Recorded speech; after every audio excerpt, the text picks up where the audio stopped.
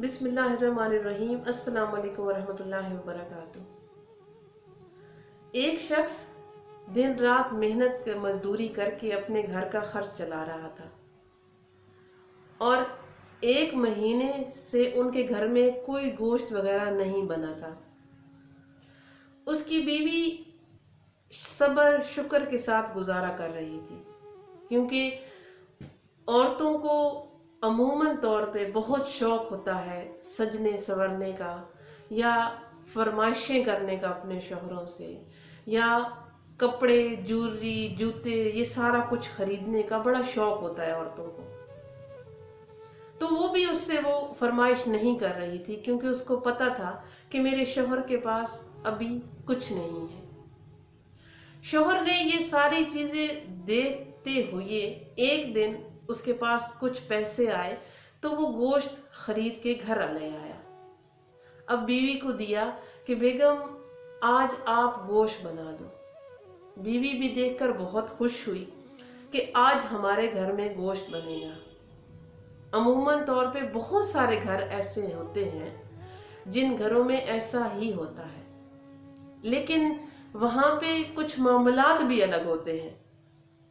अब इस घर में क्या हुआ कि बीवी ने खाना बनाया, वो गोश्त बनाया तो उसमें नमक तेज हो गया।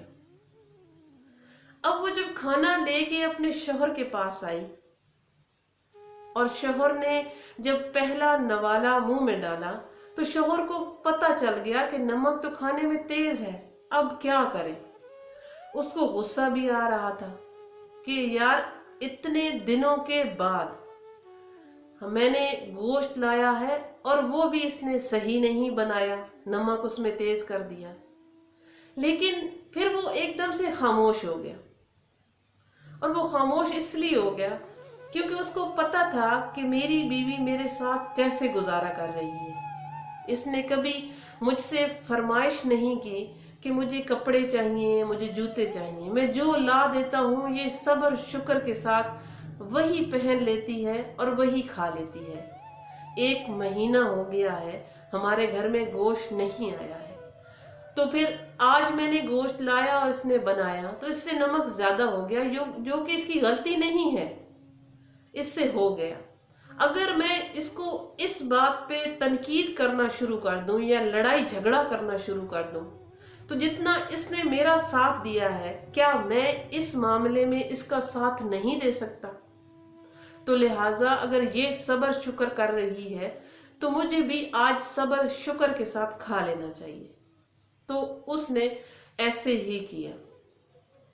जब दोनों मिलकर ये चीजें देखते हैं और करते हैं ना, तो तब ही एक कामयाब घर बन पाता है।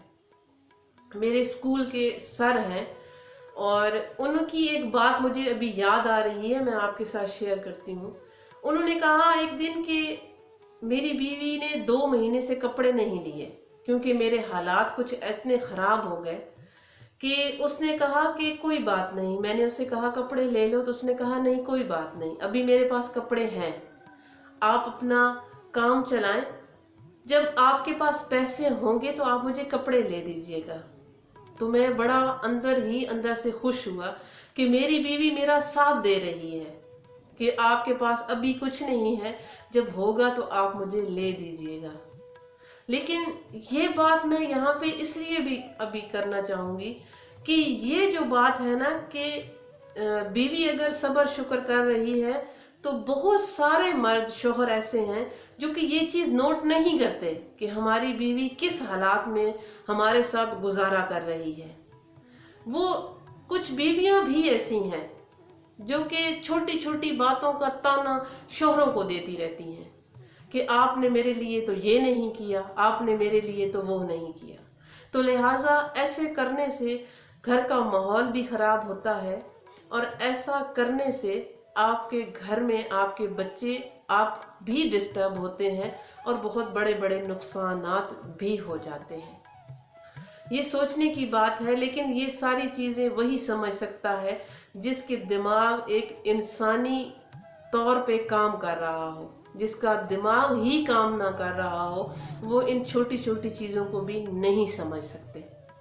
उम्मीद करती हूँ آپ بھی اپنے گھروں میں بالکل اپنی جو آپ کی گھر کی خواتین ہیں ان کے ساتھ ایسے ہی نرمی سے پیش آتے ہوں گے۔ میرے ساتھ درود شریف پڑھیے اور پھر اختتام کرتے ہیں۔ اللہم صلی علی محمد وعلی آل محمد کما صلیت علی ابراہیم وعلی آل ابراہیم انکا حمید مجید۔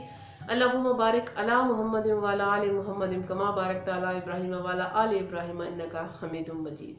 شاہین اختر پٹھانی کو دیجیے اجازت، پھر کسی نئی اور اچھی بات کے ساتھ آپ کی خدمت میں حاضر ہوں گی۔